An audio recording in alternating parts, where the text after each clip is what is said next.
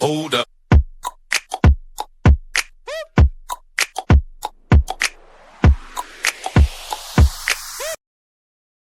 Hi friends, வணக்கம். இன்னைக்கு என்ன படத்தை ரிவ்யூ பார்க்க போறோம்னா, வினோத்குமார் டைரக்ஷன் வெளியே வந்திருக்க கொட்டுக்காளி படத்தை பற்றி தான் பார்க்க போறோம். கொட்டுக்காளி இந்த படத்தோட கதை பத்தி பார்த்தீங்கன்னா, ஒரு சின்ன ஜேர்னி தாங்க இந்த படத்தோட கதைன்னே சொல்லலாம். அதாவது பொண்ணா இருக்க அனம்பெண் அவங்க இருக்காங்க பார்த்தீங்களா, அவங்க வந்து சூரிக்கு வந்து சின்ன வயசுல பேசி வச்சிருக்காங்க. பட் சூரி தான் பொண்ணு வந்து படிக்கட்டும், படிச்ச பொண்ணா தான் வேணும், படிக்கட்டும் அப்படின்னு சொல்லி படிக்க வைக்கிறாங்க. இவங்க படிக்க போன இடத்துல ஒருத்தரோட லவ் பண்றாங்க. லவ் பண்ற விஷயம் வீட்டுக்கு தெரிஞ்சு, வீட்டுல எல்லாமே எதிர்க்க ஆரம்பிச்சு, இவங்க ஒரு மாதிரி பித்து பிடிச்ச மாதிரி நடக்க ஆரம்பிக்கிறத பார்த்து அந்த பையன் தான் ஏதோ வசியம் வச்சுட்டான் போல. நம்ம குலசாமி கோயிலுக்கு போய் அவங்க மந்திரிச்சு கட்டினா எல்லாம் சரியாயிரும் அப்படின்னு அவங்க நம்புறாங்க. அதுக்காக ஒரு செட் ஆஃப் பீப்புள்ஸ் அவங்க சொந்தக்காரங்க பிளஸ் ஒரு ஆட்டோ டிரைவர், அவங்க ஃப்ரெண்ட்ஸ் சூரி, இவங்க எல்லாருமே சேர்ந்து ஒரு 10 பேர் வச்சுக்கோங்களேன். 10 பேர் இந்த கோயிலுக்கு போறாங்க. அது மட்டும் தான் இந்த படத்தோட கதை. அங்க போற வழியில என்ன ஆகுது அப்படிங்கிறது எல்லாத்தையுமே டீட்டெயிலா காமிச்சிருக்காரு நம்ம வினோத்குமார்னே சொல்லலாம். படத்தோட மிகப்பெரிய பிளஸ் என்னன்னு பாத்தீங்கன்னா, வினோத்குமாரோட ரைட்டிங்னே சொல்லிடலாம். நிறைய இடத்துல சூப்பரா இருந்துச்சு அவர் ரைட்டிங். சிம்பிளா சில விஷயத்தெல்லாம் கேரி அவுட் பண்ணி போயிருந்தாரு. ஒரு காலமாடு குறுக்க வரும் அதுவாகட்டும், இன்டர்வல் போர்ஷன்ஸ் அவர் ஹேண்டில் பண்ண விதமாகட்டும், ப்ரீ கிளைமேக்ஸ்ல ஒரு 2, 3 விஷயத்த காமிப்பாரு. அதெல்லாம் பாத்தீங்கன்னா உங்களுக்கு அவரோட ஐடியாலஜி நல்லாவே புரியும். படத்துல செகண்ட் பிளஸ் என்னன்னு பாத்தீங்கன்னா, அனபென் தான் சொல்லணும். அவங்க வந்து படம் ஃபுல்லா ஒரே டயலாக் மட்டும் தான், இவங்க அடிக்க மட்டுமா செய்றாங்க அப்படிங்கிற ஒரே டயலாக் மட்டும் தான் பேசுவாங்க. அந்த ஒரு டயலாக்குமே ரொம்ப பவர்ஃபுல்லான ஒரு டயலாக் தான். பட் அது வந்து படமா கன்வே பண்ணி நீங்க அந்த படத்துல ஒன்றி பார்த்தீங்கன்னா, அந்த டயலாக்கோட இம்பாக்ட் உங்களுக்கு புரியும். இல்லன்னா அது உங்களுக்கு ஒரு நார்மல் ஜஸ்ட் டயலாக் மாரி தான் இருக்கும். மிச்சபடி அந்த படத்துல உங்களுக்கு வந்து வேற எந்த டயலாக்குமே கிடையாது அப்படின்னு சொல்லலாம். அப்புறம் இன்னொரு பிளஸ் பாயிண்ட் யாருன்னு பார்த்தீங்கன்னா, நம்ம சூரின்னு தான் சொல்லணும். சூரி ஸ்டார்ட்டிங்ல இருந்து எண்ட் வரைக்கும் ஒரு மாரி ஏக்கத்தோடயே பார்த்துட்டு இருக்க மாரி காமிப்பாங்க. இன்டர்வல் சீன்லலாம் பார்த்தீங்கன்னா, அது ஏக்கம் இல்ல, கோவங்கிறது அந்த அளவுக்கு ஒரு மாடிஃபை பண்ணி ஜஸ்டிஃபை பண்ணிட்டு போயிட்டாரு அந்த ரோல. ஜஸ்ட் ஒரே ஒரு 10 நிமிஷம் கேப் பார்த்தீங்கன்னா, சிங்கிள் ஷாட் மாரி கன்வே பண்ணியிருப்பாங்க.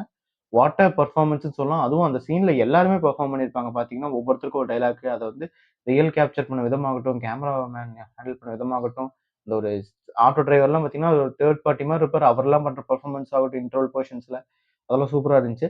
நெறைய சீன் ரைட்டிங் நல்லா இருந்துச்சு. நெறைய சீன்ஸ்ல டபுள் லைன், ஒன் லைன் காமெடிஸும் நல்லா இருந்துச்சு. பார்த்தீங்கன்னா, ஒருத்தர் உட்கார்ந்துட்டு இருப்பாரு. போய் "அண்ணா எங்க ஒயின் ஷாப் எங்கண்ணா இருக்குன்னு" கேட்கும்போது, அவர் வந்து ஒரு ரெஸ்பான்ஸ் பண்ணுவாரு. அதுக்கெல்லாம் தியேட்டர்ல பயங்கரமா இருந்துச்சு ரெஸ்பாண்டு. அதே மாரி ஒருத்தர் வந்து மாலை பிச்சுட்டாங்கன்னு சொல்லி கடுப்புல வந்து தண்ணிக்குள்ள கைய வச்சு கழுவிட்டு இருப்பாரு. அப்ப மேல இருந்து ஒருத்தர் கேள்வி கேட்பாரு. அதுக்கு இவரு ரெஸ்பாண்ட் பண்ற விதமாகட்டும். அந்த ஒன் லைன் காமெடிஸ்லாம் சூப்பராவே இருந்துச்சுன்னு சொல்லலாம். படத்துல நெறைய விஷயங்கள் சூப்பரா இருந்துச்சு. பிளஸ் பார்த்தீங்கன்னா, இந்த ஆடு, மாடு, ஆட்டோவெல்லாம் கூட ஒரு பெர்சனலாவே நம்ம கன்சிடர் பண்ணலாம். அந்த அளவுக்கு சூப்பரா இருந்துச்சு. இன்ட்ரோ சீன்லாம் ஹேண்டில் பண்ணதும். படத்தோட மிகப்பெரிய டிராபேக் என்னன்னு பார்த்தீங்கன்னா, படத்தோட கிளைமாக்ஸ்ன்னே சொல்லணும் முக்கியமான விஷயம். ஏன்னா, கிளைமாக்ஸ்ல அவங்க ஐடியாலஜி எடுத்துட்டு, இந்த ஐடியாலஜி நீங்க பார்த்துட்டு, அதுக்கப்புறம் உங்க முடிவோட யூஸ் பண்ணுங்க அப்படின்னு சொல்லியிருந்தா கூட பரவால்ல. இந்த படத்தோட கிளைமாக்ஸே நம்ம கையில முழுசா விட்டுர்றாங்க. பட் நமக்கு வந்து அது ஒரு மாரி ஏமாற்றத்த தான் குடுத்துச்சே தவிர, ஒரு ஃப்ரெஷ்ஷான அனுபவம் குடுக்கலன்னே சொல்லலாம். அட்லீஸ்ட் இவங்க ஒரு 10% அவங்களோட ஐடியாலஜி காமிச்சுட்டு, அதுக்கப்புறம் நம்ம ஐடியாலஜி குடுத்திருந்தாங்கன்னா, ஓகே நம்ம இப்படி யோசிப்போம் அப்படிங்கிற வரும். பட் இது வந்து கிளைமாக்ஸ் ஆரம்பிக்க முன்னாடியே முடிச்சது வந்து நெறைய பேத்துக்கு ஒரு ஏமாற்றமான விஷயமா தான் இருந்துச்சுன்னு சொல்லலாம். பிளஸ் 2வது விஷயம் பார்த்தீங்கன்னா, படத்துல வந்து சவுண்ட்ஸ் கிடையாது, மியூசிக் கிடையாது. வெறும் ரியல் லைஃப் சவுண்ட்ஸ் மட்டும் தான். அதுவே நெறைய இடத்துல பிளஸ் பாயிண்ட்டா இருந்தாலுமே, சில இடத்துல மட்டும் நமக்கே அப்படிங்கிற மாரி இருக்கு. ஒரு மாரி அ என்னடா இது படம் போது அப்படிங்கிற மாரி சில இடத்துல குடுத்துருச்சுன்னு தான் சொல்லணும் உண்மையாலுமே. பட் நெறைய இடத்துல அந்த லைவ் சவுண்டிங்கே நல்லா இருந்துச்சு. இப்போ குறிப்பா சொன்னா இன்டர்வல் போர்ஷன் ஆகட்டும், அப்புறம் பார்த்தீங்கன்னா, அந்த கோயில்ல போய் அங்க ஒரு லைவ் சவுண்ட்லாம் நடக்கும். அதெல்லாம் சூப்பரா இருந்துச்சு. அதே மாரி இந்த பொண்ணையும், சேவலையும் கம்பேர் பண்ண ஒரு மெட்டாஃபர் நல்லா இருந்துச்சுன்னே சொல்லலாம். ஒரு கொட்டுக்காளி அப்படிங்கிறதுக்கு ஏத்த மாரி இந்த கதைக்கு ஜஸ்டிஃபை பண்ணியிருந்தாங்க. அந்த பொண்ணும் பார்த்தீங்கன்னா, அந்த கடைசி வரைக்கும் அந்த ஒரே கோவத்தோட அந்த மாரி இருந்துச்சு. அதே மாரி அடி வாங்கிட்டு அந்த பொண்ணு ஒரு எக்ஸ்பிரஷன் குடுக்கும். பார்த்தீங்கன்னா, அழுகாட்சியே இல்லாம ஒரு மாரி இதெல்லாம் பழகி போச்சு எங்களுக்கு அப்படிங்கிற மாரி ஒரு எக்ஸ்பிரஷன் குடுக்கும். அதெல்லாம் சூப்பரா பண்ணியிருந்தாங்கன்னே சொல்லலாம். படத்துல இவங்க ஓவர் ப்ரமோஷன் பண்ணி படத்துக்கு இவங்க குடுத்த ஹைப் வந்து பார்த்தீங்கன்னா, ஓ! ஐயோ! படம் எங்கேயோ போயிரும் போல. மிஷ்கின்லாம் பேசினது கேட்டதுக்கப்புறம் படம் எவ்வளவோ நம்ம எதிர்பார்த்துட்டு போய் பார்த்தா, படம் வந்து அந்த அளவுக்கு சாட்டிஸ்ஃபை ஆகாததுக்கு காரணமும் முக்கியமான விஷயம் சொல்லலாம்.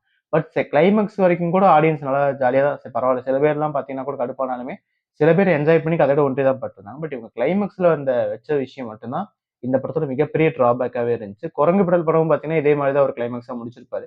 பட் அது வேற ஜர்னல்ல போச்சுங்கிறனால அது நமக்கு வந்து ஓகேவா இருந்துச்சு. பட் இது வேற ஜர்னல்னால நம்மளால இந்த கிளைமாக்ஸ ஏத்துக்க முடியலன்னு சொல்லலாம். கிளைமாக்ஸ் அவங்க இன்னும் கொஞ்சம் மாத்திருக்கலாம்னே சொல்லலாம்.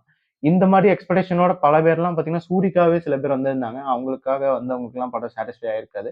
அதே மாரி பார்த்தீங்கன்னா, நீங்க அவார்ட் ஃபங்ஷன்ஸ்ல ஸ்க்ரீமா ஃபிலிம்ஸ் பார்ப்பேன். க்ளோஸ் டூ ரியாலிட்டி ஃபிலிம்ஸ் இந்த மாரி படம்லாம் கண்டிப்பா பார்ப்பேன்னா, தாராளமா இந்த படத்த நீங்க ஒரு டைம் பார்க்கலாம். பட் ஆனா எல்லாருமே பார்க்கறக்கு வந்து ஏத்துக்க முடியுமான்னு தெரியல. சில பேத்துக்குலாம் படம் எரிச்சல் வர மாரியே தான் இருக்கும்னு சொல்லலாம். சில சீன்ஸ் எல்லாம் இன்னும் கொஞ்சம் பெட்டராவே பண்ணியிருக்கலாம். நெறைய சீன்ஸ் கொஞ்சம் பெட்டரா பண்ணியிருக்கலாம். சில சீன்ஸ் கொஞ்சம் டீட்டெயிலாவே பண்ணியிருக்கலாம்.